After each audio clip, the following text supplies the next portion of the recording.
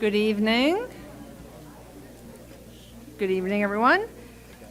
I'd like to call the Cumberland School Committee to order on Thursday, February 8th, 2024 at 7:05 p.m.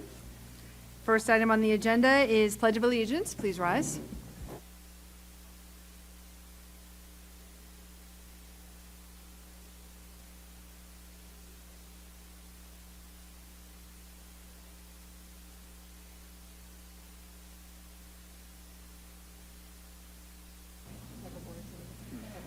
Next item on the agenda is approval of agenda. I need a motion to approve. Motion by Mrs. Rogalski. Second by Mrs. Feather. All in favor? Aye. Aye. Opposed? That passes 6-0. For the record, Mr. Fiorello is not in attendance tonight. And also, for the record, when we look at item new business, item 7, new business, item B, instead of saying involuntary transfer, it should say voluntary transfer. And we'll make that clear when we get to that item as well. But just want to state that at the beginning. So welcome, everyone. It's nice to have another full crowd here tonight. One of these days, we're going to have standing room only, I feel like. But it's wonderful to see everyone tonight. A lot of you have been here before, so I think you know the drill that we're going to get through the business that we need to get through. And we actually have a couple of celebrations tonight too, so that's good. And then we will get to the comments from the public. And at that time, as you all know if you've been here before, you will come up, state your name and your address, and there's a 3-minute limit. And as we've had some wonderful as they can be given the topic, comments the last couple of meetings. So again, I just really appreciate the way everybody's been approaching some of these challenging topics. So we cannot engage with you during public comment, but after public comment, we have our old business, which tonight, again, is for discussion only, which is about the redistricting. So what we try to do during our part of that meeting when we're discussing is if there are any questions or comments that come up, we may be able to address them as a committee during that time.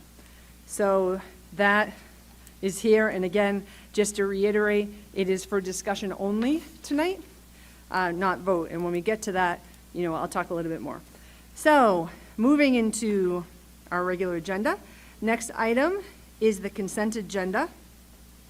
Item A, approval of minutes from the regular meeting 1/25/2024 to 1/2024. Approval of minutes from the executive session 1/25/2024. The enrollment report to 1/2024. The school transportation report to 1/2024. School bus inspection reports to 1/2024. The residency truancy report to 1/2024. I need a motion to approve the consent agenda. Oh, Ms. Smith. I apologize. I just wanted to let the other members know that the executive meeting minutes is in the executive folder that you all had access to. It doesn't appear to be in the consent agenda folder, but I believe that some of you are aware of that already. Just wanted to point that out, and I will have that moved back into the consent agenda for anything after this meeting. Thank you, Ms. Smith. I need a motion to approve the consent agenda. Motion by Mrs. Vogel. Second by Mrs. Rogalski. All in favor? Aye. Opposed? That passes 6-0. Next item on the agenda is personnel announcements. Mrs. Drezek. Thank you. Tonight we have 2 appointments. Effective date 2/5/2024, we have Amy Porter, special education teacher in a specialized classroom at North Cumberland Middle School, 1 year only.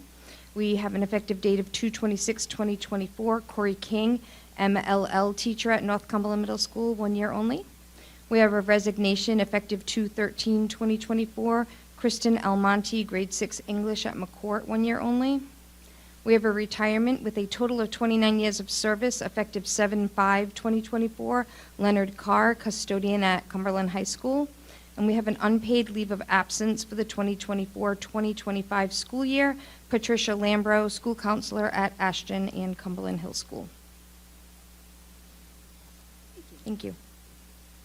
Next item on the agenda is the superintendent's report. Dr. Thornton. Good evening, Madam Chair. Next slide, Mike. First, we have some recognitions. First, we have in our presence the athletic director of the Year in the state, Mr. Martin Crowley. Come on up. So, congratulations. Martin was selected around the state as the AD of the Year. He'll be recognized at the state on April 11th, I believe. So he's worked extremely hard, and it's my pleasure to have him as our AD. So congratulations. Thank you, Dr. Thorne. Thank you. Can I take a picture, Bonnie? Oh, sure. Thank you.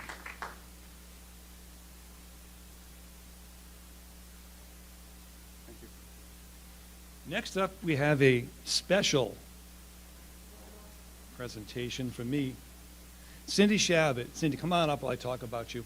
So Cindy Shabbat is the secretary in the superintendent's office. She's worked in Cumberland for 37 years. That's a long time. I was looking back. Just, Cindy, think about it. Ronald Reagan was president. The Cosby Show was the highest show on TV. So you've been in Cumberland a long time. Now, when you call the superintendent's office, it's not always because you're having the best day. And Cindy talks to folks with grace, understanding, and just a lot of knowledge. So it's been my extreme pleasure to work with you, Cindy, over these years. I couldn't have had a better person to work with. So I want to give you this certificate. And when you see these beach bags given out to retirees, Cindy's the one who gets them.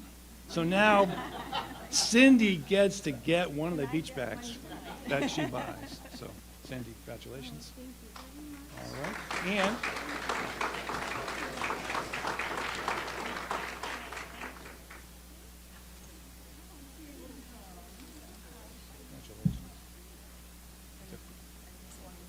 I just want to say on behalf of the school committee, Cindy, thank you for everything you do for us to make sure that we're prepared for these meetings, and probably the millions of things that you also do for us that we don't even know about behind the scenes. This is my 8th year on the committee, and things just work like clockwork because of what you do for us.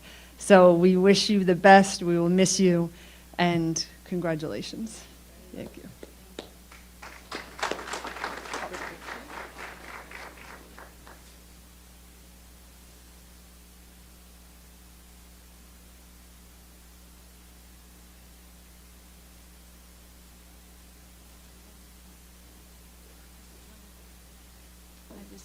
Appreciate all the kind words and all the support that I've had throughout the years from numerous the superintendent and the assistant superintendent and all the IT department, HR, and just like with special services and we just like business office. There was just we all worked well together.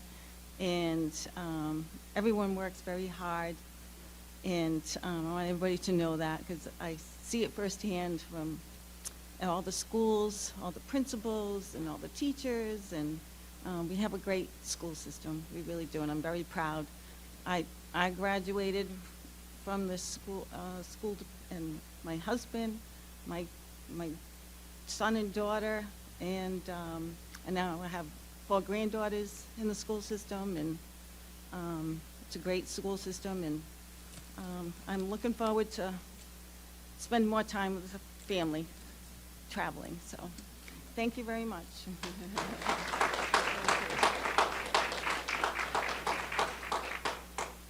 all right. And Mike, let's move it along. Next slide. We have a guest tonight, guest speaker, Rosemary Riley Shamat, to talk about the Cumberland Education Foundation. Rosemary.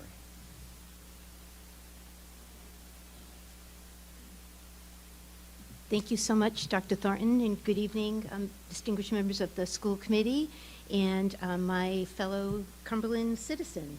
So I wanted to just tell you and give you a little update on what we've been doing at the Cumberland Education Foundation, and also recognize that Chairwoman Friedman was part of the pre-work of the Cumberland Education Foundation in Cumberland Townwide Learning, and Chairwoman Feather was also on the board for a time at the Cumberland Education Foundation. So here's what we've been up to. Next slide, please. So this is who we are. We're all residents of town, parents, grandparents. I serve as the chair. John Walmsley is the treasurer. Amy Goggin is the secretary. Jason Costa, Eileen LaChance, Corey LaFave, and John Marquet and Amy Neary all serve on the board. Next slide, please. So we are a nonprofit organization that was created to be a bridge between the community and the public schools, and we have several goals.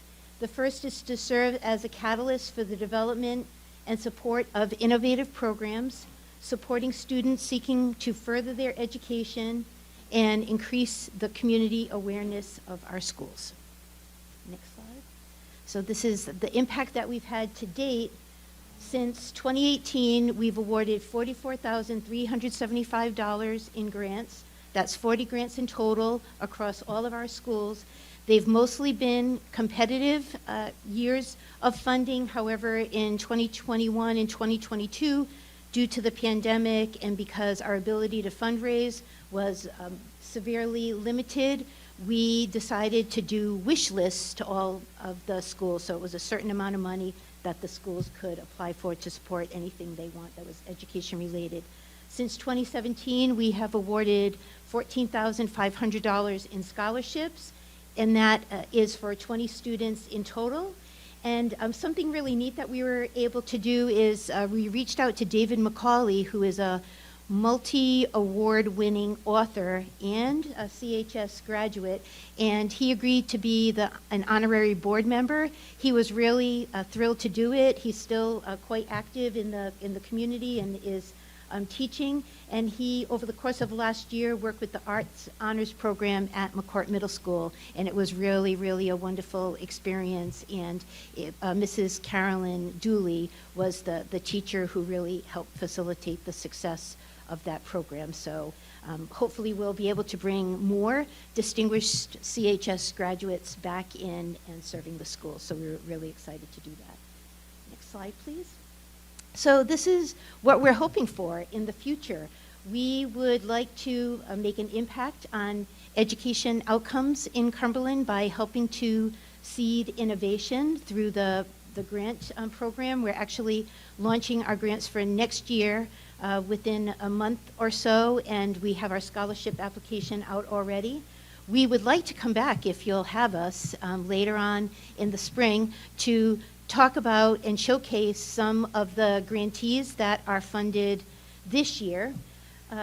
This is an open invitation for you to engage with us and share your ideas. We're always looking for ideas, and to invite you to the next trivia night that we're having as a fundraiser on May 10th at the Guild. And that's it. And that's my contact information if anybody would like to reach out, and if you have any questions, I'm happy to answer that. Otherwise, I thank you for your time. Thank you so much, Rosemary. Yeah, it was a long time ago we had our townwide learning community World Cafe at the Blackstone River Theater. We were trying to figure out how we could do something like this. Yep. Congratulations. And we're doing it. Well, we're all doing it. It takes a village. Awesome. Right? Thank Yeah. you. All right, thank you. All right, next up, we have high school principal Costa here to talk about a program called Kyle Cares. Principal Costa. Good evening, everyone. Thank you, Dr. Thornton.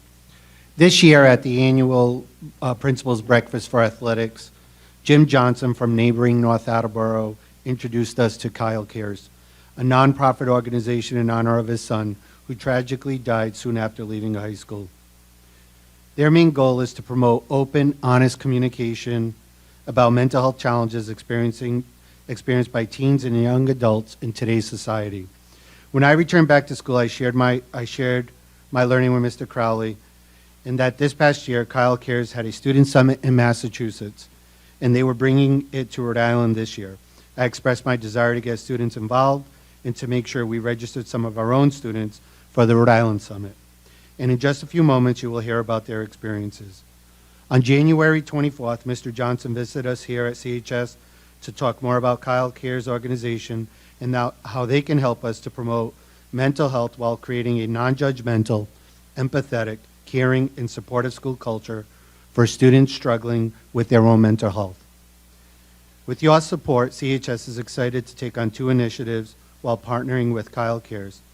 Active Minds, with Mr. Crowley and our students will speak about briefly, and working with the JED Foundation, who provides high schools and districts expert support, evidence-based best practices, and data-driven guidance to promote student mental health and prevent suicide.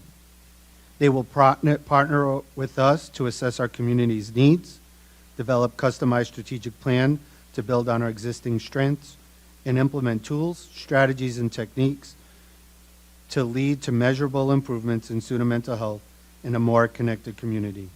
With that, I would like to bring Mr. Crowley and our CHS students up to provide you with more insight on this initiative.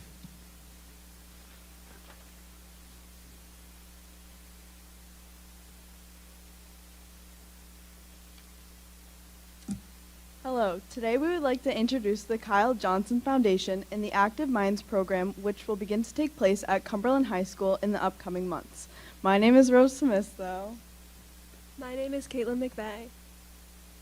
My name is Sophia Torres. My name is Sam Henderson. And we are varsity athletes who plan to embark on the journey of starting an Active Minds program through Cumberland High School to improve the mental health of our school while promoting the acceptance of mental health issues in teens. Did you know that suicide is the second leading cause of death amongst high school students? We didn't either, until we attended a leadership program at Rhode Island College run by the Kyle Johnson Foundation that educated us on teen mental health and suicide prevention. We were separated into different groups, and when we reunited at the end of the day, we immediately realized that we needed to influence mental health awareness in our school and remove stigmas around it. By starting an Active Minds chapter, we hope to take on the responsibility of starting a new club that hosts school-wide events and promotes positivity in regards to mental health. One of the things that was commonly repeated at our event was the phrase, "It's okay to not be okay." Everyone is never always going to be okay, so as a school and community, it is our job to help others out when struggling, even if it's not made obvious that they are hurting. We are so excited to take on this new challenge and spread awareness and positivity, but most importantly, help others.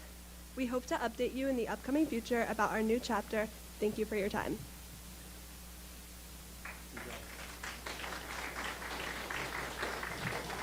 Thank you. The whole thing about this, that, as Mr. Costa said, Mr. Johnson met with the principals, then he met with all the athletic directors, and it's not run through the athletic department, but that's how you get it rolling with the Active Minds chapter, where at a sporting event you would have, and you'll see it, I don't want to go into it, there's a 4-minute video which you'll see of one of the conferences in Massachusetts, which Mr. Johnson sent to us. But our kids did the same thing here in Rhode Island. Breakout sessions, we went to different things.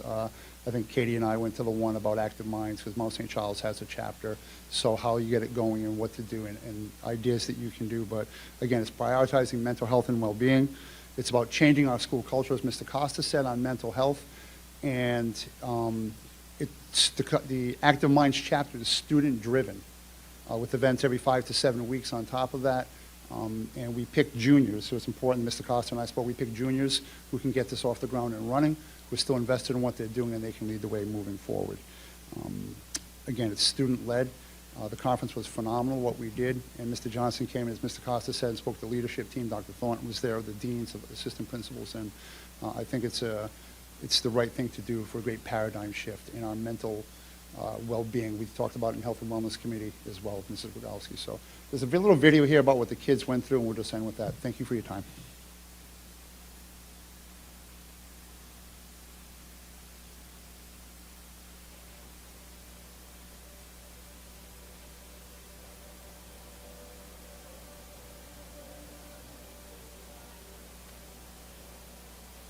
I care about mental health and making sure everybody is safe within their own skin.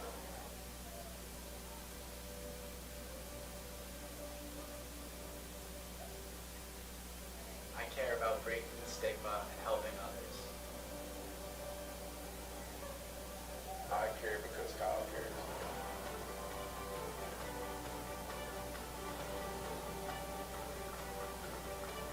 Everyone, welcome to the first ever Kyle Cares Conference. We are thrilled to be here. I care about breaking the stigma around mental health.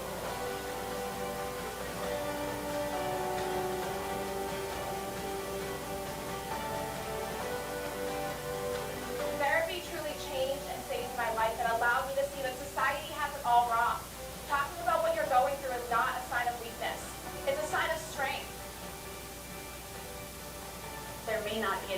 more important right now than mental health. And so the time we're spending here today is really good time spent. It's about taking care of yourself, taking care of your friends and family, and then working where you can to build a culture that's more supportive of mental health. And I just want you to know you don't have to do it by yourself.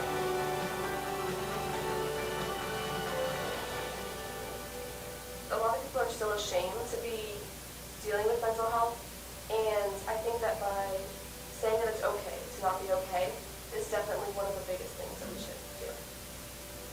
When I started to tell my story to people, I didn't realize how many people had similar experiences, and all of the common themes were just things that everyone has gone through. On our school, we've had a lot of struggles with this, and so this year, having the backing of Kyle Cares and Active Minds to help bring money in to support programs and to help people that aren't doing okay has been just a huge, huge help. We started off with the green bandana event, and people put them on their backpacks. Teachers hung them on their walls, and people still have them on their backpacks today, like the green bandanas. It just shows so much support and community in the school. I want to help support other people who are dealing with similar things. And here we are.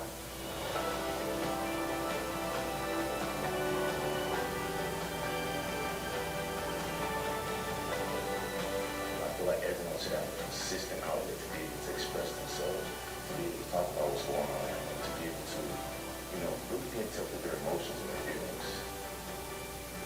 It's a very tough environment sometimes as a guy because you are put in this situation where everyone else expects you to be strong. You're supposed to do everything right, and it makes it very challenging to talk about your problems.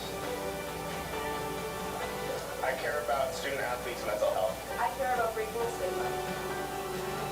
And if each of you could leave here today with 3 to 5 new tools or resources or lessons that you've learned that you can apply in your life today to help yourselves, your peers, or strengthen your chapters, and that should be considered a good day and successful conference. I care for my friends and for my family and for anyone out there who's actually struggling with mental health. It's okay. I care because Kyle cares.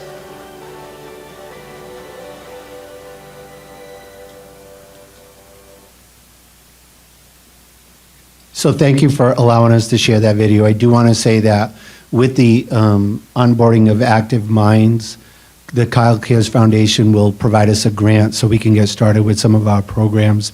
And that Jim Johnson was very excited for us. We would be the 4th school in the state of Rhode Island to partner with them, to the point where they even sent Mr. Crowley an email right before we went on tonight, just wishing us luck as we presented to the school committee. So thank you so much for your time.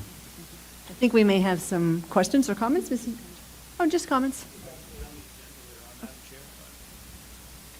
Oh, Certainly do now as well. I'm just going to say it now, just because I don't know that there will be much discussion later. This was brought to Health and Wellness, and we are fully on board. I don't know, it's personal for me. My father was the executive director of the Mental Health Association for my county growing up for 35 years. So mental health is very important. And as she said, suicide is the second leading cause of death, but also 80% of teens with depression can be treated if they seek the right help. So Health and Wellness Committee is fully behind this. I think it could be a wonderful difference in a time where finally the stigma kind of seems to be going away among teenagers and among young adults. So I think it would be really wonderful. And one of the things that, if you don't mind,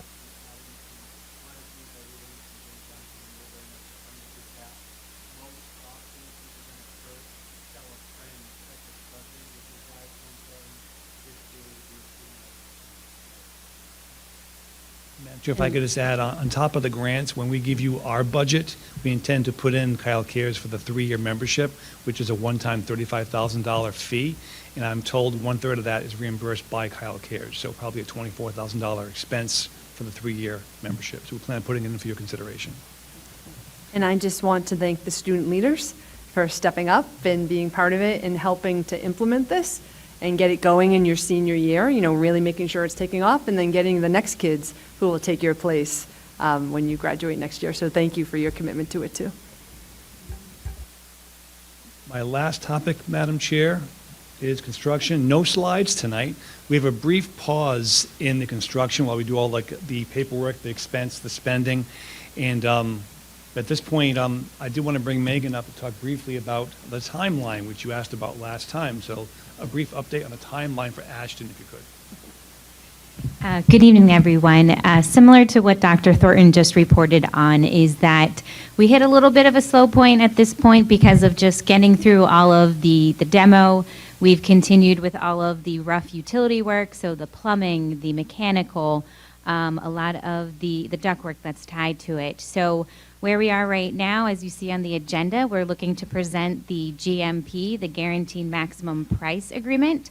And so what this does is it locks in the pricing that gets us to be able to finish the procurement, to be able to do the remaining buyouts so that we could complete the construction for Ashton, the Phase 2 renovation. So what that means is once we get the GMP approved, like I said, we can continue with the material buyouts and we can really pick up the momentum again. And what that means for construction schedule is we would be on track for a substantial completion of June 30th. And then we would be on track for final completion the end of August so that we would be in time to bring back the kiddos right after Labor Day. So this is an exciting next step for us. It's a big milestone, so it's really important for the GMP to keep moving and continue with the construction.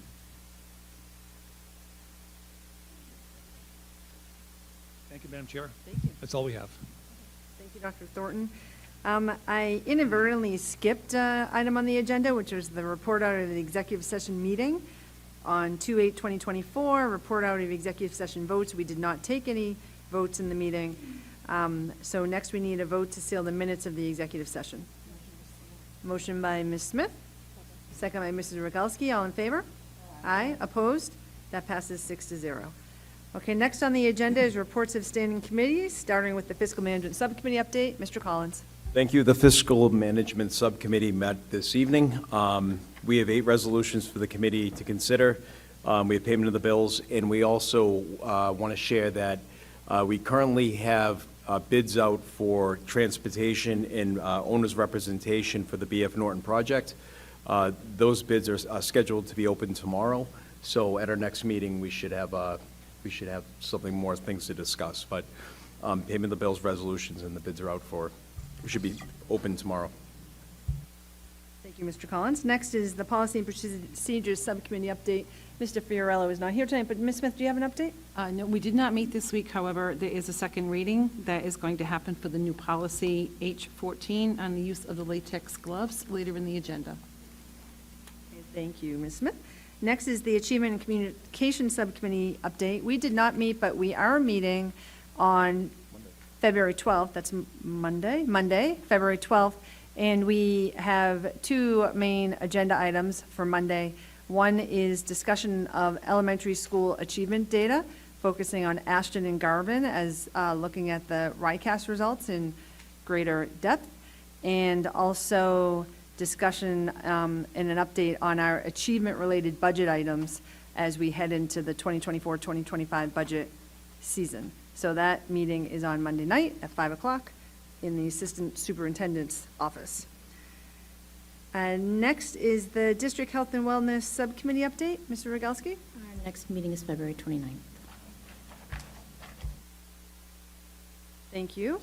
Next item is the public hearing, reading of new policy, the second reading of the new policy, H14, use of latex gloves. And so this is just read into the policy. I mean, it's just read into the minutes. We don't vote on this. It's always a little weird. And then we have a public comment related to this new policy. If anybody would like to make any comments about the use of latex gloves policy, you may come up to the podium. I have a feeling that's not why you're here tonight. So we will close the public hearing of the second reading of H14, use of latex gloves. Next is our general comments from the public. So if anyone from the public would like to speak, you can come up to the microphone. We actually have a sign-in form as well. So your name, and your address, and then we have a 3-minute time limit just according to policy.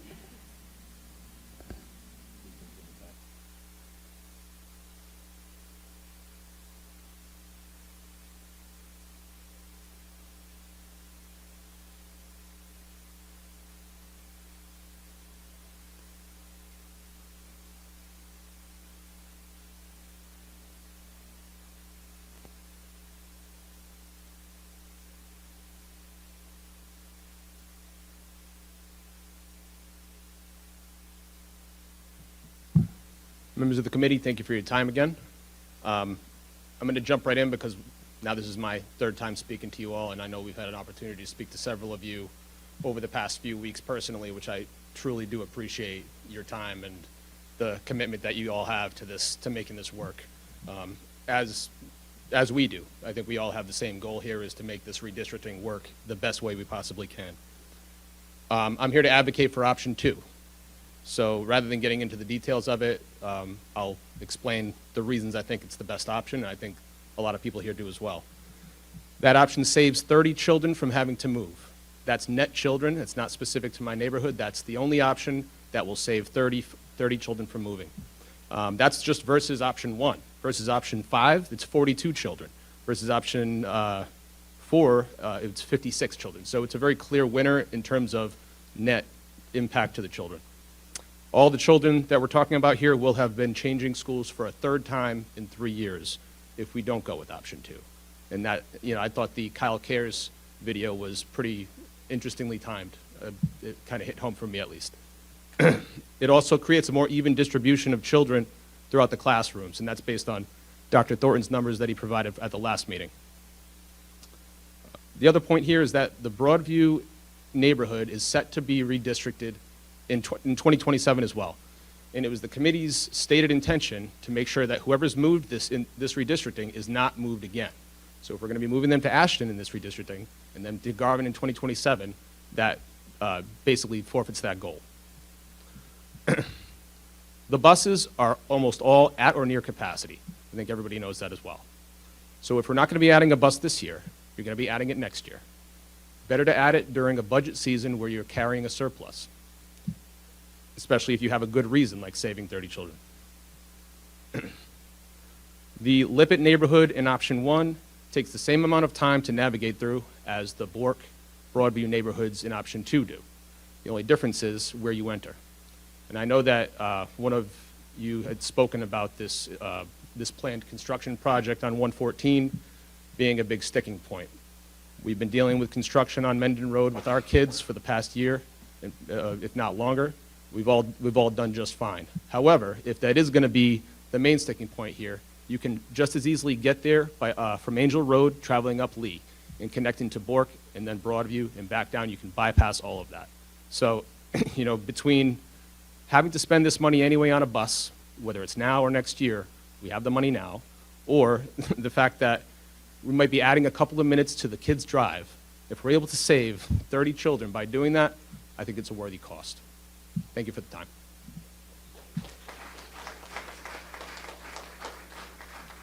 Hello, good evening again. I'm Allison Ambrose, 54 Parkview Trail here in Cumberland. Parent of 3 children in the Cumberland schools, including a rising 2nd grader at Ashton and a public school teacher of 20 years. In the recent weeks, we've been presented with these 5 models for redistricting. Again, as Dan said, only one involved moving Lippett Estates. We've been shown data, boiling our children's education down to numbers and figures. And in addition to these data points, we've been present for discussions on the projections for 2027. That's what I'd like to focus on, and I urge the committee to seriously evaluate these projections for the completion of BF Norton before casting a vote on the current redistricting models at hand.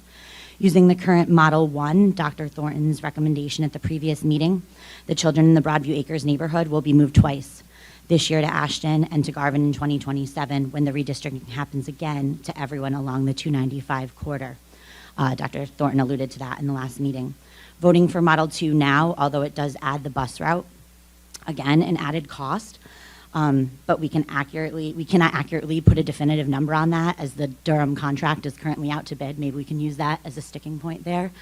or a negotiating point for a new contract, seems to alleviate moving those 38 kids at Ashton and potential that many have gone to 3 schools in 3 years. And it seems to make the most sense if we're looking at the least students impacted. We've heard the mention of the argument, as Dan said, about these students having to deal with construction on Diamond Hill. These arguments should not be taken into consideration as our Ashton students traveled along the same bridge construction from the state on Mendon Road, extending bus times from the transitional building this year. Just on a personal level, I want to thank Mr. Galski and Ms. Feather for always replying to my numerous emails and taking the time to think about the long-term moves as they best fit our children. I really think all of you, but especially these 2 ladies, have really, listened to us at the school committee meetings and also outside. So I urge you not to vote on Dr. Thornton's recommendation, as I see this recommendation being only focused on the bottom line dollar amount and not the well-being of our students. Thank you.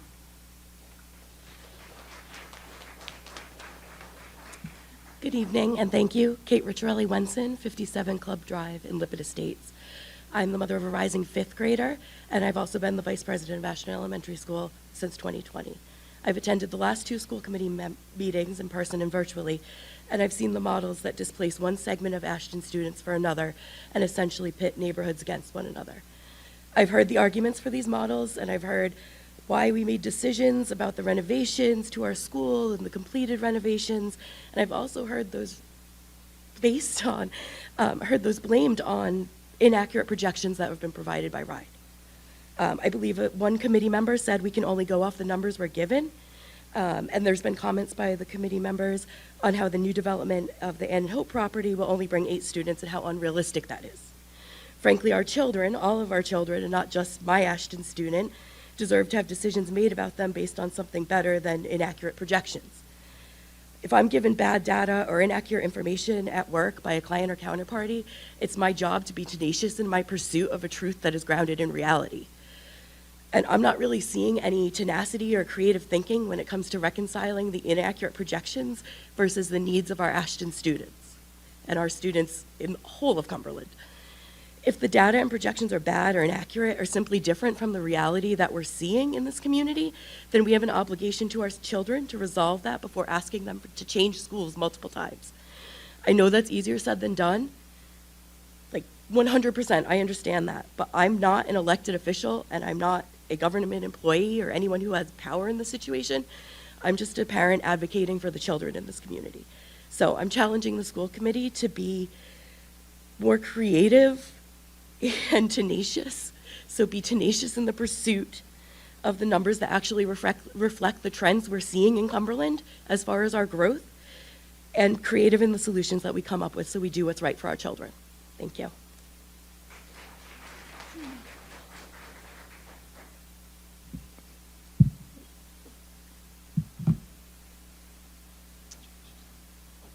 Silka Rodoni, 5 Blackberry Bluff in Ashton.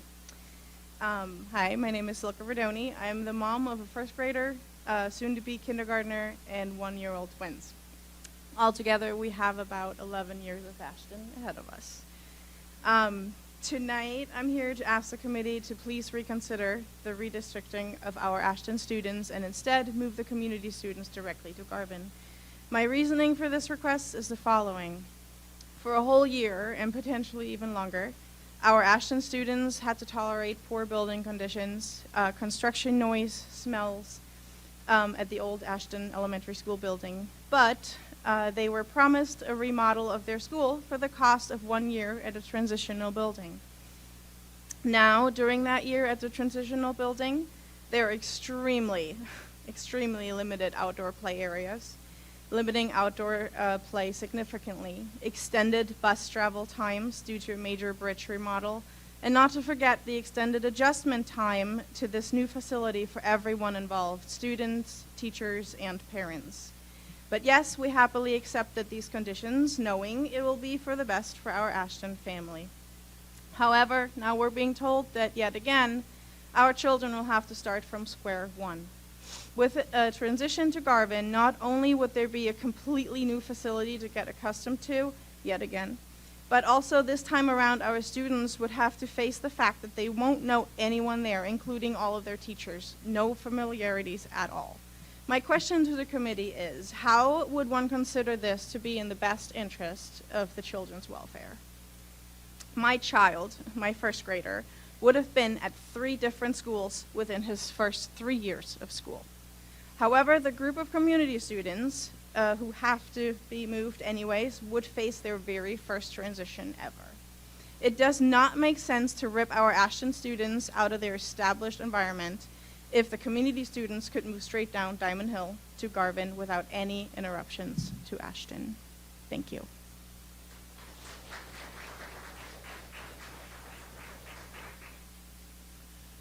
Hi, my name's David Rodoni. I am a father of 4 based out of 5 Blackberry Bluff in the Valley Stream Drive community.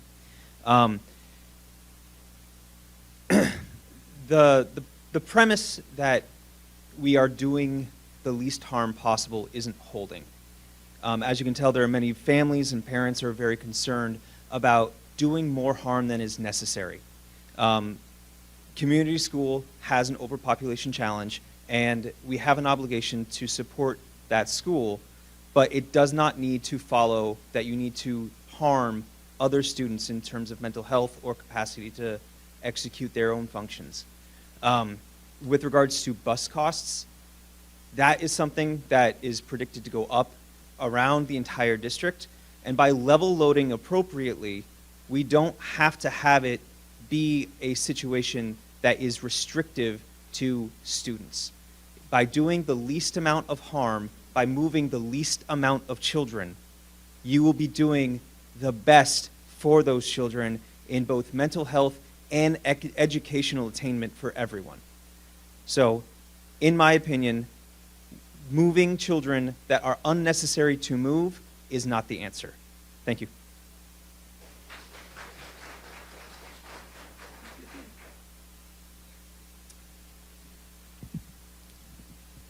I'm very nervous. Okay. Hi, my name is Liz Aloisio, and I live at 1 Blackberry Bluff in the Valley Stream neighborhood. And I have, I'm a mom of 2 little boys. One's a kindergartner and one's a 2nd grader.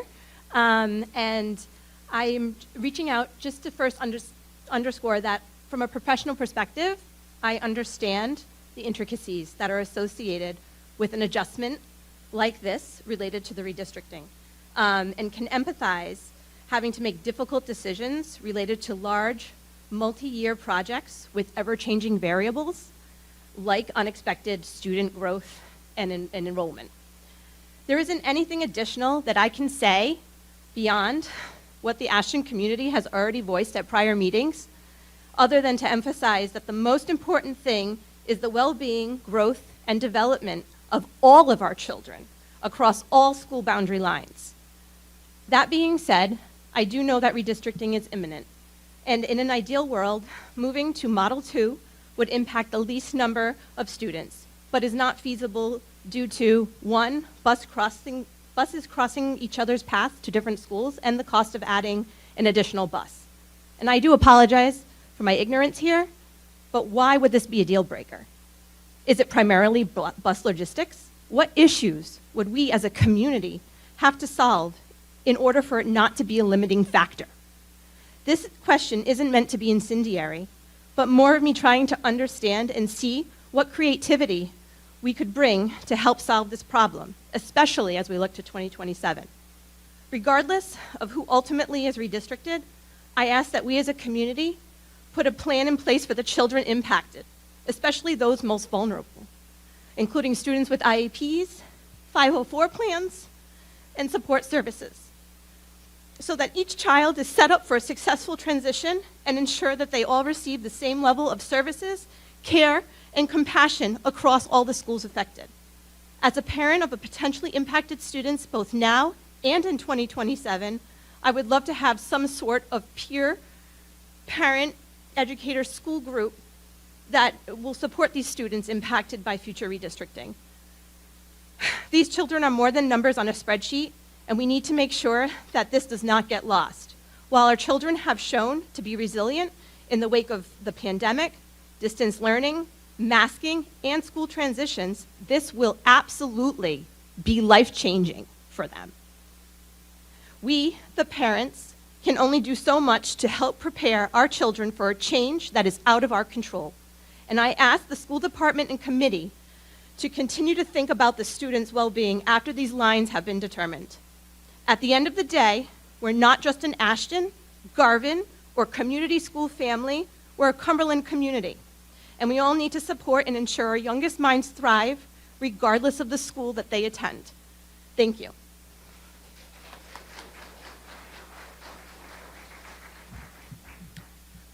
Ellen Verone, 2 Valley Stream Drive. I'm a 3rd grade teacher in Massachusetts and a mother of a 1st grader and a 4th grader at Ashton, and I have been the Ashton PTO secretary since 2020. First, we should not be moving students to make room for community students when community students also share a border with Garvin. For years, I've been following the construction here. Ashton was supposed to be first. I paid a lot of attention, especially with previous superintendent. There was never any talk of Ashton kids moving so other kids could move. The construction plan was to get kids back to their neighborhood school and lessen the size of community. Ashton is our neighborhood school, in my case, a mile from me. Our children should not have gone to the trans building with the promise of going to a renovated school with their friends and the teachers they know already if they were going to move to Garvin. If my kid was going to go to Garvin, he should have gone last year, just like when Cumberland Hill opened, those kids were redistricted then. I understand we can't go back in time, but it's just something to be said that this is very surprising that we're being redistricted, or possibly. We should be making this decision with more than just the cost of a bus in mind. Please keep Ashton students at Ashton.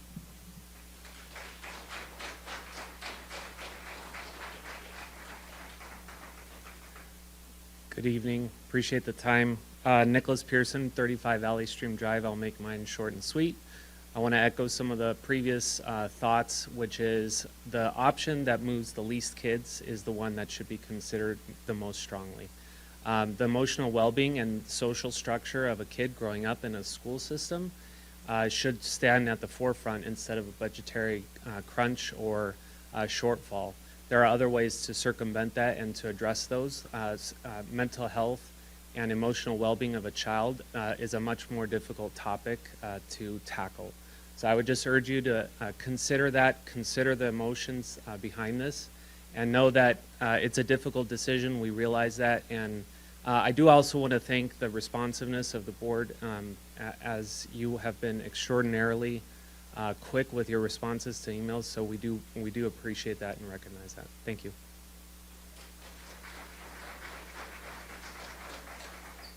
You thought he was last, but he's not. I'm Lauren Beach. I live 235 Sneech Pond Road. I didn't think I'd have to be here tonight. I looked at all the models and I was like, oh, clearly they're not going to move my child who's less than a mile from community and move them all the way almost 3 miles to Ashton. I'm like, I'm sure someone will realize that was a mistake. But no, every single model that came out, we're actually on the boot. I don't know if you guys can look at the models right now, but there's a boot that goes into community, because that's where we are right now. So we are literally like in the middle of community, and it's a boot that's gonna go out, and we're gonna go all the way to Ashton. So I'm confused as to how that even happened. So I have a few concerns. One, that we are less than a mile from community right now, and then we'll be almost 3 miles to Ashton, whatever, people have to commute to school. The second one is half of his new friends. This was a big one. I called Ashton up because I was like, oh, we'll go to a new school, it's fine, we move a lot, like, we're good with change, like, we're fine with it. I called Ashton, I'm like, oh, so when he goes to Ashton, my son goes to Ashton, he'll then, you know, when his friends go to middle school, they'll all go to middle school together. They'll go to middle north or whatever it's called, middle school in the north. No, they're like, no, they're not. Half of those Ashton kids go to a different middle school, and half of them go to another one. So we just moved here, so he's in the same boat as everyone over there, where my kid's gonna be in 3 schools in 3 years. But then the worst part of it is his friends that he's actually going to hopefully make next year and have for a couple years, he then will lose them again. So when he goes to middle school, let's hope half of his friends will go to the middle school that he goes to, but there's a good chance that, his best friend's going to go to another middle school, and we're in this situation again where he's losing his friends.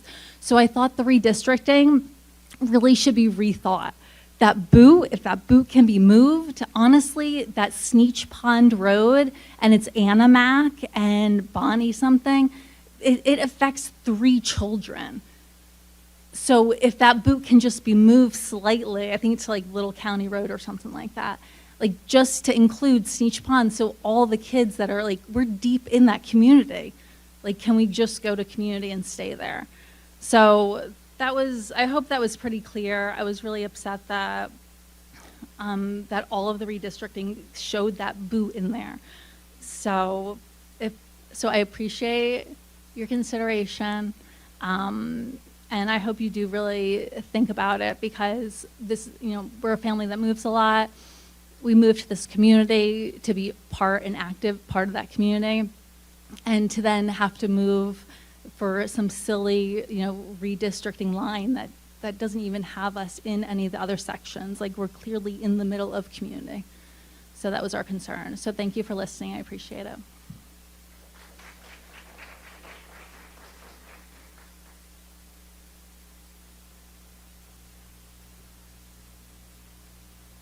Yeah. All right, thank you, everyone. So we will move into our old business for discussion only. Item 1, proposed redistricting of student attendance areas boundary lines for the 2024-2025 school year.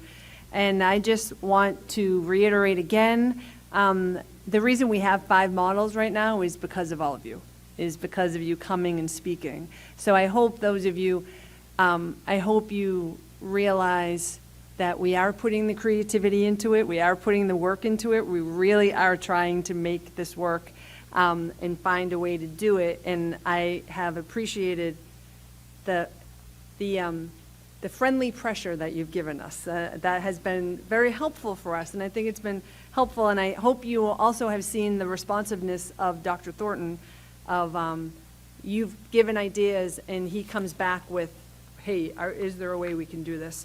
So we all really are trying to do what's right. But how you define what's right may differ depending on who you are.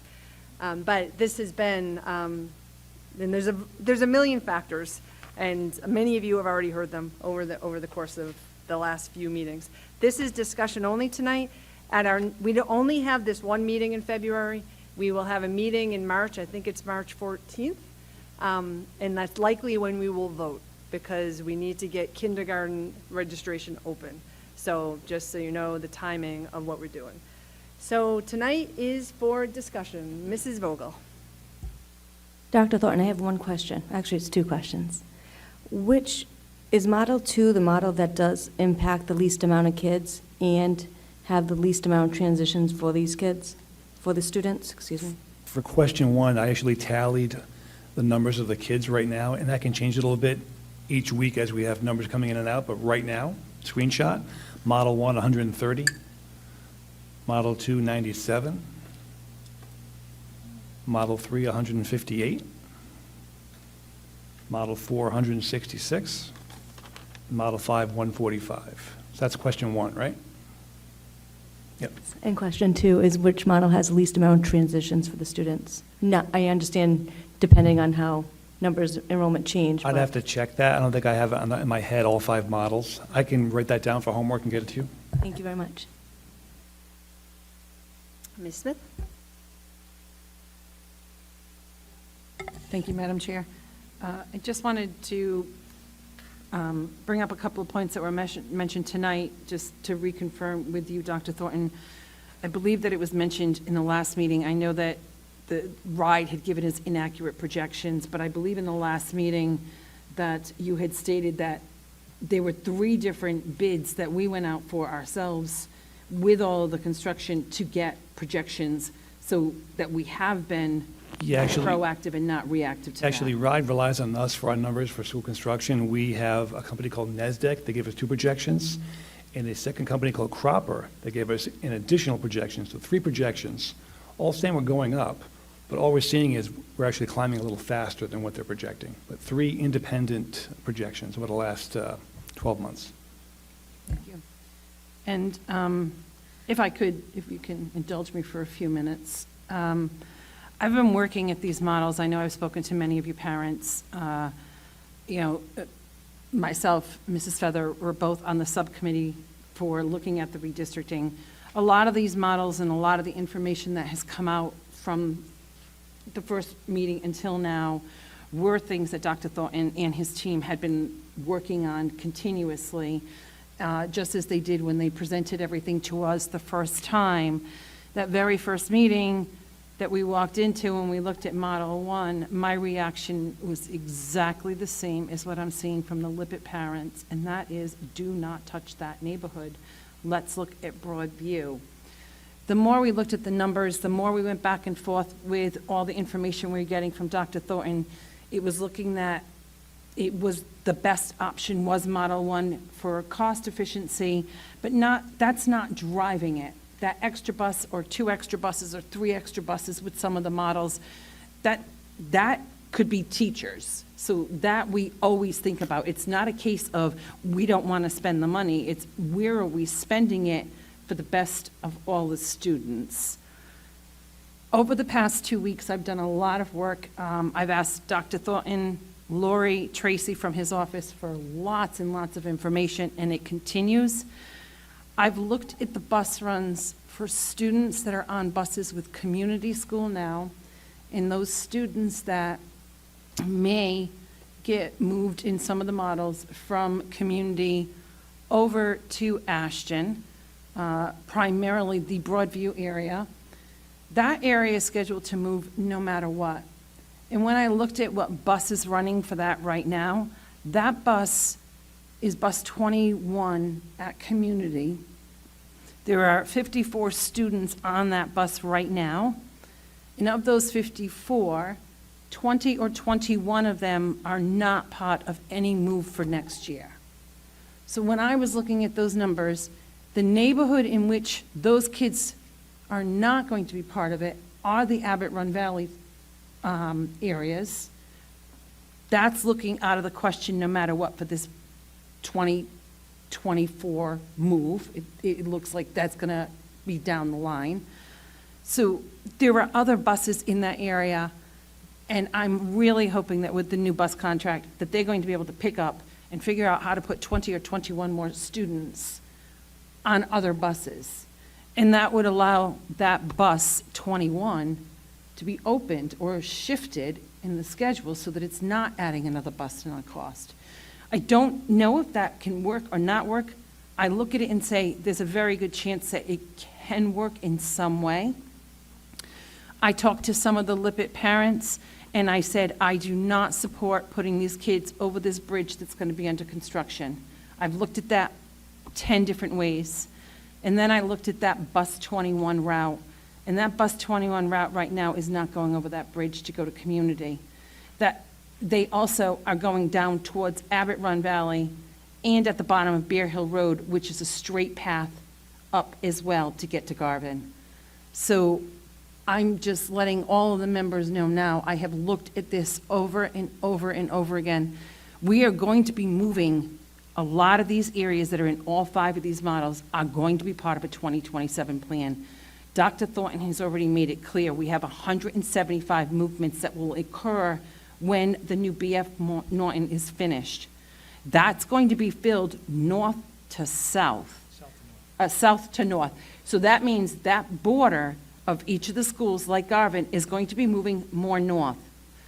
I do not see how Broadview Acres will not be impacted again in 2027. I just don't see it. It is that whole area, the Angel Road, everything all the way through the crossover on the 295 path.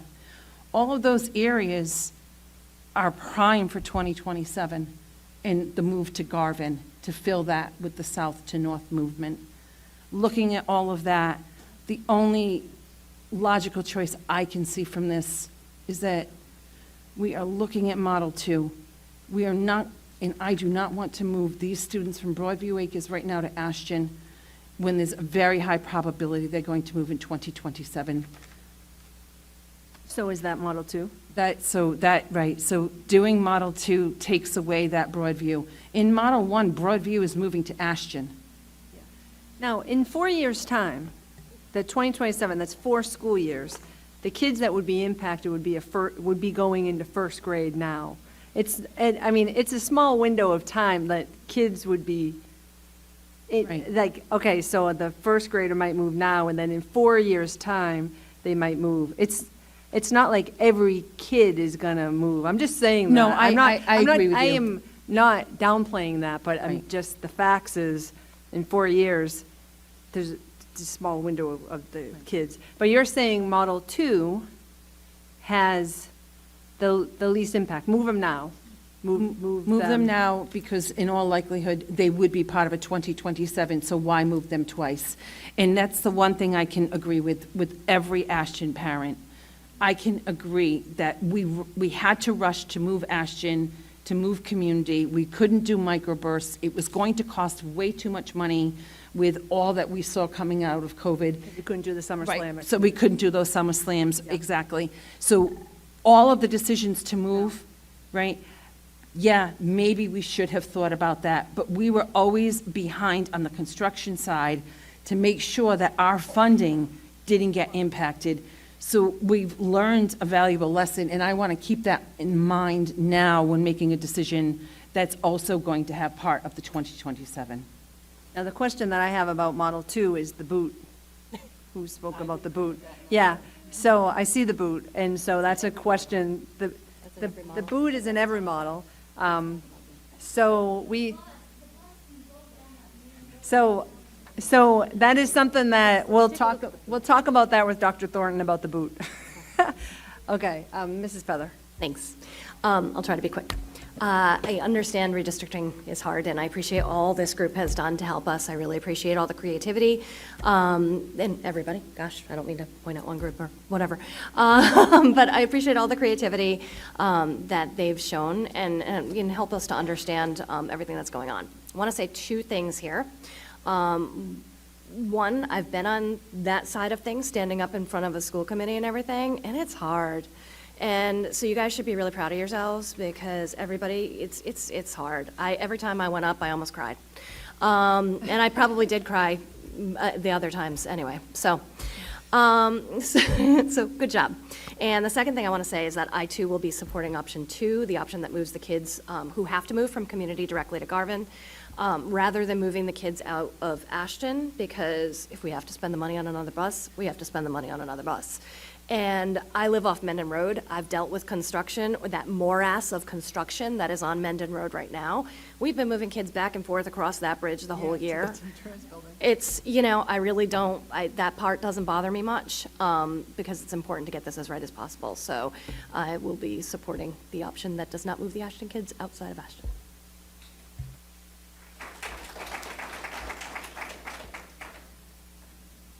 I will also say that I like Model 2 too. I just want to look at the boot. I just want to see. This is why it's so important that people come out and speak. This is why this is so important. Okay, Mrs. Rogalski. Sorry, she's giving me the side eye. First, I just want to say, and I think we probably all, I think we're all probably receiving the same emails. I want to thank everyone for, in such a contentious topic, for, I think, all but one being a really respectful, thoughtful email. We do appreciate it, except for one that kind of said some not so nice things about one of our schools. Everyone has been really respectful, and I know that it's not easy. 2, and I've said this to several people who have emailed me, people up here, this is really hard, you guys. Like, we're elected, yeah, and we have to make huge, massive decisions that, as I said to someone, it marries the emotional and how we feel with the very bureaucratic and the very realistic ideas of budgets, finances, having to make decisions we don't want to. And so for people that might not be members up here that might not be agreeing with people in the public. I just want you to know that no one up here, every member is struggling with this. Every member is having issues, and they might not agree with you, but I don't want you to think that they are bad people or that they take the decisions that they're making lightly. So I just want to put that out there. I will not support any of the plans currently, right now. I will not support any plan that removes Ashland students, and I will not support any plan that has the current community structure the way that it is. I don't like it. So I'm just putting that out So, there. Mr. Rogalski, we are in discussion, so. Yeah, I know. What is your, what is your proposal? What would you look for? I want to see that top area of Sneetch Pond changed as well. The boot? Yeah, the boot, I do. I want to see some more changes that are the northernmost. It just doesn't make logistical sense to me. So, we are really going to try to get to a place where we can vote next month. And so we don't want to surprise any other people that might not already be on here impacted in some way. So I want to be careful about introducing some other new model in here where a parent who maybe was saying, oh, that's not going to be us, and then, oh, wait a minute, we're in the boot. Yes, Mr. Collins. So, it sounds like there's momentum, or at least there's, some people are supporting Plan 2, and I don't know if this is appropriate. Are there anybody here from Broadview? So that means on the 14th, we're not, what? Broadview's already been impacted, no matter what, in all models. No, I understand that, but what happens, and I've said this repeatedly, so Lippitt Estates was considered. They turn out.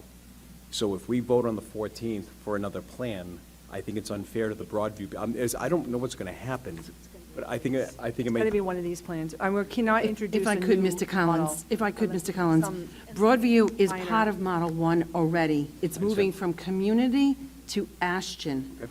And now what we're saying is in Model 2, it's taking that neighborhood and moving it directly to Garvin, where it will most likely land anyways in 2027. Okay. So Broadview has been part of this at all times, including that upper Little Pond County. And we have had a gentleman from Diamond Hill Road speak twice. He is in both of those models. The difference is one goes to Ashton and the other model goes directly to Garvin. Sure, so what do you tell the parents who are okay going to Ashland but don't want to go to Garvin? And who aren't here right now, who aren't aware? The Cumberland schools are So they're moving- fantastic, no okay. matter where you are, and I won't break down and use derogatory about any school, nor will I I will not pit reply one to school any against the parent. other. We've worked I think our really hard. schools are I agree with that. excellent schools, no matter what they are.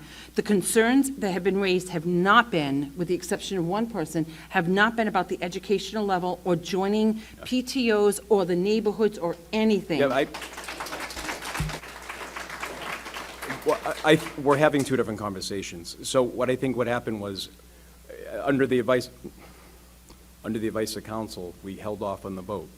So my concern is now, it's fine, if the committee feels differently, we may have to wait for the meeting after next to vote, so the Broadview people can come out and tell us how they feel on the subject. And if you feel differently, that's fine. But Broadview has They've had been an option impacted the to whole do this. time. They've been in this mix since They- day one. They've had the Okay, option fair at enough. all times. We're having a discussion, I'm just asking. I'm not endorsing or condemning any idea. I'm just asking. Thank you. Dr. Thornton. Channeling our attorney, and I'll turn to him in a second, I think we have given notice to the town. It's been in the Valley Breeze more than one time, 5 models. Mr. Adams, am I on the right track? Thank you, Dr. Thornton. I really appreciate the time. Yeah, I mean, to Mr. Collins' question, which I thought was an appropriate question to ask, I wouldn't say that the school committee has an obligation to have meeting after meeting after meeting after meeting, but the school committee, it is important to let the public know what you're considering. And I've been here every time, and I think the school committee has done a really wonderful job, as has Dr. Thornton, of letting the community know what is on the docket and what is being considered. It's been in the newspaper. It's been noticed for public meeting. We have more people in this room than we almost ever have. So you know, you can never say never and never say always, but I don't have that concern from a legal perspective. There are some communities who would just make the decision and do this. So I think it's been a really good process for us. And I know Mrs. Rogalski said that it's really hard to be up here, and it is for a lot of reasons, but some school committee openings may be opening up in the next election season. So many of you have learned a lot during this, and yes, it is hard and can be challenging, but it's also so very rewarding. So I just encourage people to consider, you know, we are elected officials, but most of the time we're elected officials because nobody else runs. So like we're gonna win no matter what. We're just the ones that are like putting ourselves out there. So, but I do highly encourage you, especially those of you who get kids in elementary school, to get involved. It's a good thing to do for the community. So, okay, any other discussion tonight? All right, so we're going to move on to our next topic, which is old business, the Rhode Island Student Survey. We did vote on that last time, and I think, Mr. Collins, you wanted to add this to the agenda. Yes, we've already discussed this, but at the behest of some members of the community, there were some questions associated with it that I didn't have the answers to. So obviously, it's a survey. Actually, I'll just give the opportunity for people to leave there. So as I pull this up.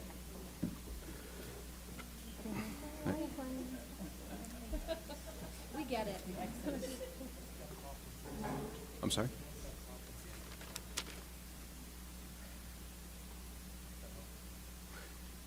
Yeah, so I could read this into the record, I guess, if I could read it. Yeah, so generally speaking, so this survey is one of the questions. So this survey is administered by the state. We were selected. This is not a survey that Cumberland created. So one of the parents asked this question. Dr. Thorne, perhaps you can answer, perhaps you can't.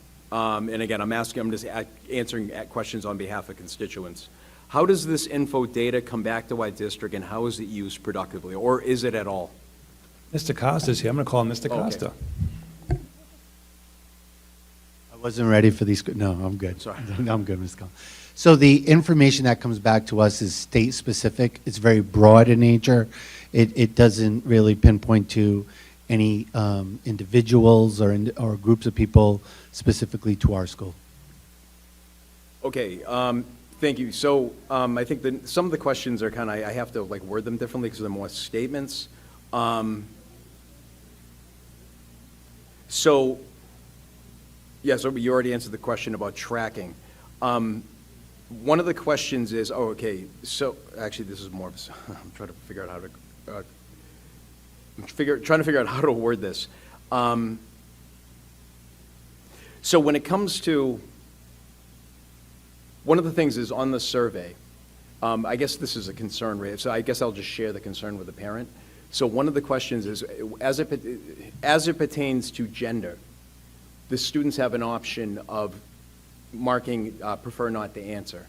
Do they have that same option with race or something they don't want to report? The question is, what if my child doesn't want to report their demographic, whether it's gender, sexuality, or whatever, or race? Do they have the option to opt out or, like, say, prefer not to answer when it comes to race? Yeah, I wouldn't have the answer to that question, and I'll explain why. When those surveys come in, they're already bundled for each teacher. We don't open that envelope, so we give it to the teacher administers, Yep. and then they put it right back in the envelope. So I don't actually ever get to see. They do provide a sample of the survey, but I'm not in the classroom when they're administering that. So, but I can get that, certainly get that information. I just wouldn't have it for you this very second. Now, if a parent wanted a copy of the survey, where would they go to get that copy of the survey? Again, I'm sure I can find that information. I just don't have that information for you. All right, yeah. No one's ever asked for a copy of the survey. They do provide us with a copy, but it isn't necessarily a copy of the survey. It's a copy of the types of questions that they ask. No, just the final question. I think I have this.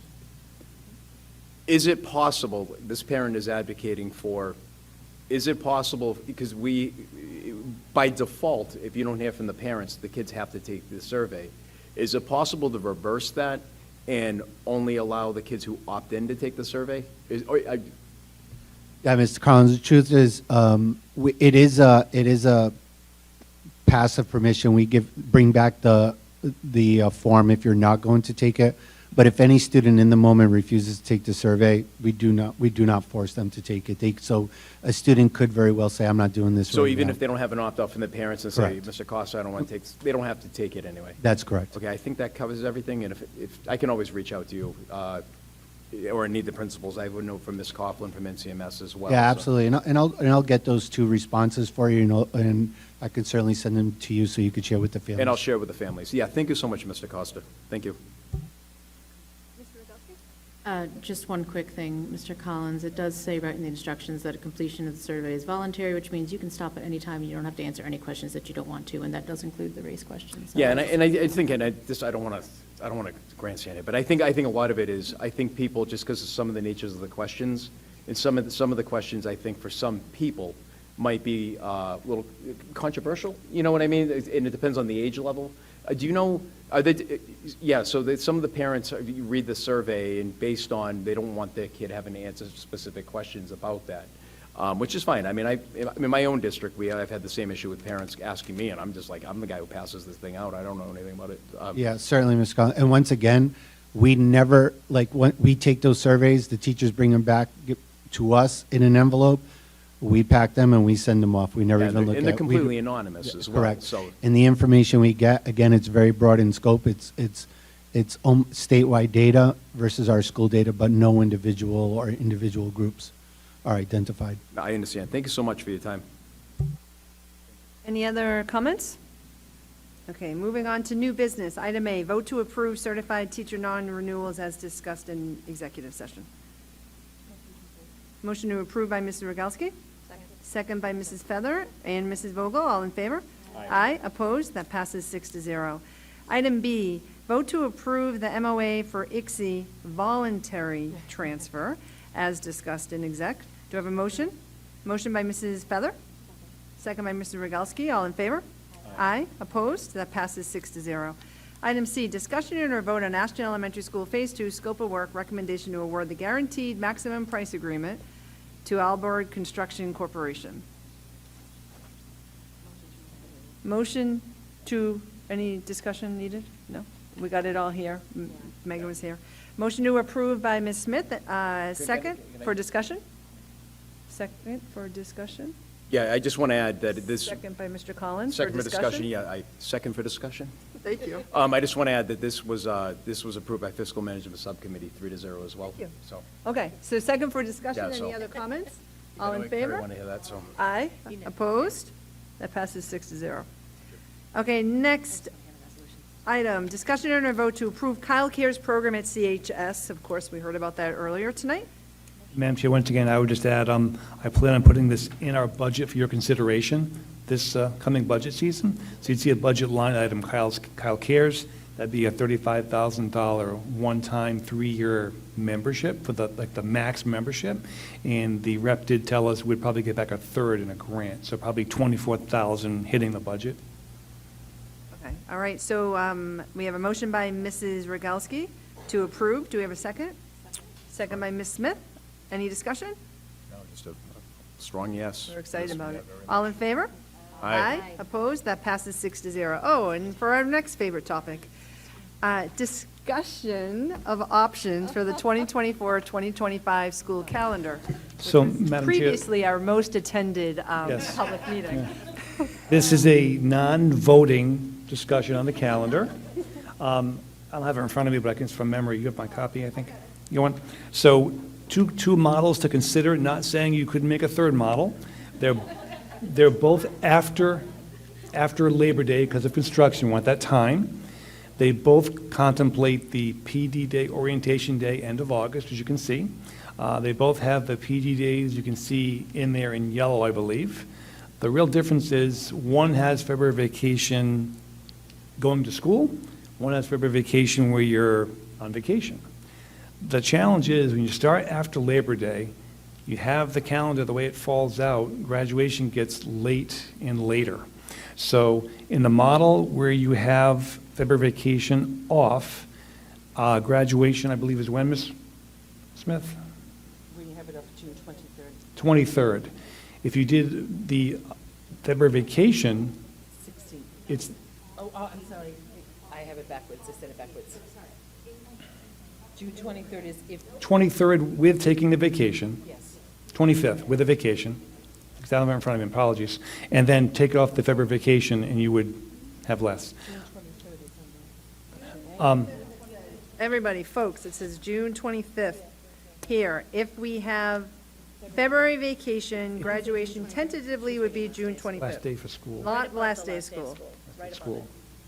Graduation's different. Oh, I'm sorry. Yeah, and I know people ask about graduation, how that works. I had Mr. Costa here, I had him stay. If you want to talk about, last day of seniors and how it works when we get to the graduation day. Mr. Costa, can you tell them how Why is it so long? we have 171 days for seniors, and then what happens after that?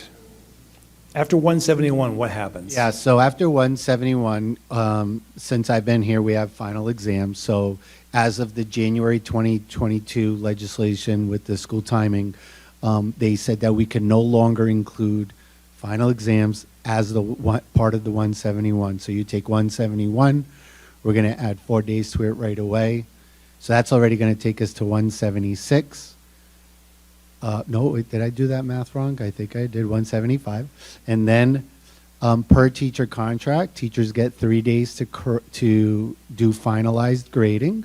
So that takes us to day 178. And then you add in Juneteenth during that time. And then once the final grading is done, then administration really needs to scramble to look at all grades, make sure students are eligible, programs, everything, all those small details that really make our graduation special need to happen within a very short window. And this year, this particular year, I'm very nervous about the short window, and we're looking at even a tighter window for next year, even just to get it to the 25th. One of the things that I have spoken to Dr. Thornton about, and I would like to have an opportunity to work with the curriculum offices, is there are many high schools who have moved away from exams. So by doing that, we have other metrics that we use to gauge student learning, and we could save ourselves 4 days right there. So something that we could consider in the future. In terms of that, if you want an example, Smithfield did that a while ago. For seniors only or for everyone? All students. All students. Okay, Mrs. Rogalski has a comment, question. As you can imagine, this is a very hot topic on the parents of the class of 2024 Facebook group. When, on an average year, I'm just curious, at the end of the year, how many graduations hinge, that's the word, on that final exam grade?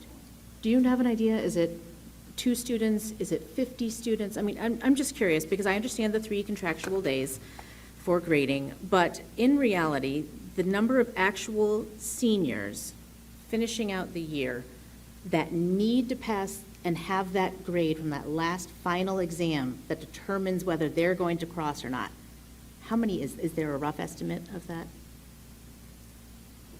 There isn't a rough estimate of that. I do know that every year we put together a what we call an endanger list, so we can make sure we're communicating with parents very early. We're monitoring them towards the end of the year, and that list usually is somewhere between 20 and 30 students. So I'm just to think outside the box too. Are you talking about 2024 graduation? No, in general. Okay. No. Okay, we want to make sure it's related. Yes, that's what I'm looking ahead. All right. I'm looking ahead because I'm wondering if, I don't know that, I know the contractual days are contractual, but I'm just thinking ahead to maybe we concentrate on only grading the exams of those students if we know that everyone else is going to safely graduate, or if there was some wiggle room there or something, just if everyone was already set. But that's just, something to think about. Mrs. Vogel? Can I just ask a follow-up question? Regarding the final exams, is there a way that they could be eliminated for the seniors only, or does it have to be with all grades? So if I could just respond to that, I would be cautious against doing it for seniors only. Most of our classes are mixed grades. Therefore, so in terms of equity, we would want students to have the same experience in the class. So that's the one thing that I can think of immediately. But because most of our classes are not grade specific, we want the experience to be the same for our students. So once again, Madam Chair, this is discussion. Oh, sorry. I just want to add something to, when this was posted on the agenda, I reached out to the CTA. They have not pulled it, since this is new to them as well, they will be, as they do annually, they will be polling their members to see what the teacher preference is, which obviously is very important to me, and many others. So we're going to get in that, just if for people who are watching for the first time, the CTA teachers will overwhelmingly, historically, support February vacation, but we'll see what I should hopefully have the poll for next time. There were several years that we did not have a February vacation. I think it was like 3, right? 2 or 3? You experiment now. I'd like to go back and look at that. It was more than that. Because I bought a timeshare for February vacation week when my kids were young, thinking I'll always have February vacation week. And then suddenly I didn't have it anymore. So I think it was several years. I'd love to go back and see what that was. We changed it back during COVID, and now we've kind of gotten used to it again. But I thought it was pretty good when we didn't have it. But Mrs. Rogalski. I mean, really, it's time for my annual railing against February vacation. I know everyone looks forward to this every year. I was a teacher. I've said it before. I understand, and I know many teachers that tell me that they do not want February vacation because, yes, it's a break. However, they're getting out so late in the year. My concern, and I'm seeing this as the parent of a senior, is that with such a late graduation date, you are getting into college orientations, you are getting into summer start programs, which some colleges offer. They start July 1st.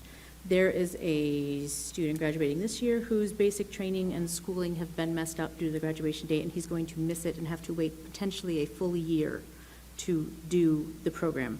It's just, there are all these things for specifically the graduation being so late. And we're asking our teachers, our band members, our chorus members, and their families to all come back after school is over for graduation. It's 3 days after the last day of school this year, and it's 2 days after the last day of school in both of these proposals. We also have primary day and election day, along with 2 professional development days and parent-teacher conference days, all off next year. So there are additional days built into this calendar coming up this next year that are pushing it so much further. And so I love a good February break, but I think it's getting ridiculous with how late into June. We're practically into July. We do have those 3 built-in days, and I know we can't legally go into July, but we're seeing the days are being used, whether it's flooding or weather or... Just for the record, those built-in days are for this year, not next year. Oh, there are no built-in days next year. So that's very quickly, I did not know that. That even more so, we could be extending so late. All right, Ms. Smith and then Mrs. Feather. Thank you, Madam Chair. I'm going to echo what Amy is saying, and I did last year as well, and I believe the year before as well. The reason, though, is a little bit different. Our construction is putting our start date after Labor Day, and for a very long time, Cumberland had their start date the week before Labor Day, which gave almost a full week of school, which it was okay to be flexible with the additional extra days in February. I think that one year there was a couple of days, but not the full week, or there was different breakdowns. Again, our dates are being pushed so far to the end of June, and for all the reasons that Mrs. Rogalski is talking about, and a lot of it does fall to the fact that we have a start date after Labor Day as well. And until we're done with this construction and we can get the schools back to where they were, because we've got community next year coming up here, and we will have the same exact issue of trying to get the construction finished to get those students back into their school in time, which means we will probably not start until after Labor Day for another year. So I would look for these few years to decrease to maybe 2 days? Do you have the holiday, maybe one more day, or take away February altogether, just to balance everything that's happening with our towns and our schools? I was going to say something quite similar to what Ms. Smith said, so I appreciate that. It's, you know, it is just unfortunate that the construction is making it so that we can't start earlier, and that's really on us. I mean, it's, you know, it stinks. But, you know, we're getting better schools for it. I would love to see something like adding one of the PD days or something to, you know, to February. I don't know. Try to make it fun for the teachers. Sorry. Forced fun. Forced, pretty darn fun, yeah. But in any event, I would love to see like one of those days moved in there or something like that to try to, you know, maybe the January 10th date or something gets moved into February instead. I don't know. But this might be the first year.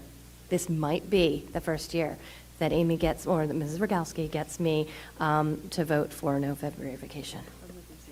Mrs. Vogel and then Mrs. Rogalski. So I completely understand the construction in the late days and staying in school later in the year. I wonder if there's like a compromise where they have 1 to 2 days, kind of like what you were saying, after that I think it's President's Day.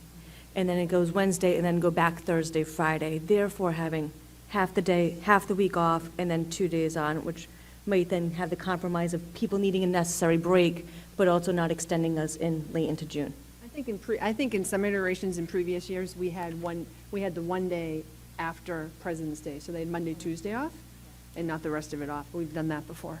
Dr. Thorne. It sounds like Model C is going to come out next month, and I'll model half of February vacation as Model C. Mr. Rogalski and then Mr. Collins. The only other thing is the only other concern that jumps out at me with this is the November.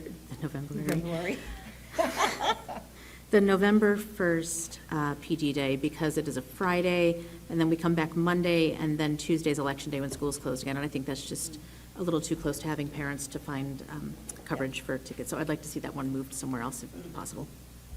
Mr. Collins. Dr. Thorne, there is obviously, we are evaluated on our attendance, right? Our attendance rates? Yes. So when if the option of eliminating February vacation fails, I mean, it passes and everybody agrees that there's no more February vacation, I obviously will be opposed to that. But just a hypothetical scenario, I've been worked when we piloted in my district several years ago. Since it is such a common time to go away, a lot of families just go on vacation anyway. So that would be considered an unexcused absence, correct? It would be. Okay, thank you.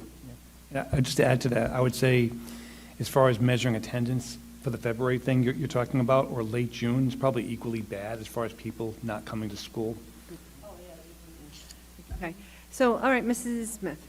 Sorry, one more thing too, and that's a very good point that you just brought up, Dr. Thornton, about the same, we were saying about the same with the late June. And to me, let's face it, the parents, the students, everybody wants to get out as early as possible in June. And by the end of August, everybody wants their children back in school. They have had enough of them. So I think that, you know, our delay with this construction just compounds that. So it would be really good to look at a third model. And to the question about that professional day on the Friday, and then the election day on the following Tuesday, if we can look at that professional day being moved to the Monday, the day before the election day, that would make a lot more sense. November 1st, 2nd, 3rd, whatever the... Yeah, it's the 4th, November 4th. I was getting there. So. Take it from November 1st to November 4th. Right, take it from the Friday, November 1st to Monday, November 4th, and then 5th, we're already out for election day. So it would make sense to have a professional day that day instead of on the Friday and having everybody come back for one day. That I could see to be a little bit of an issue with attendance. Heather. This might be can of wormsy, but do we have to take Columbus Day off? I know I don't get it off for my work, so I don't think it's a federal holiday. It's actually, I believe, in the contract. Oh, contracts. Okay.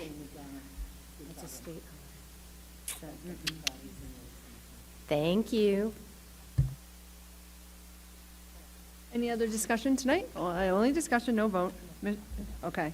Next item on the agenda, discussion and a vote to approve homeschool instruction request for the 2023-2024 school year. Pleasure of the committee. Motion by Mrs. Feather to approve. Second by Mrs. Rogalski. All in favor? Aye. Opposed? That passes 6-0. Next, discussion and a vote to approve the second reading of the new policy, H14, use of latex gloves. Is there anything you'd like to add, Ms. Smith? Motion to approve by Ms. Smith, second by Mrs. Feather. Second. Any discussion? All in favor? Aye. Opposed? That passes 6-0. Next item, discussion or a vote to approve resolutions. Mr. Collins.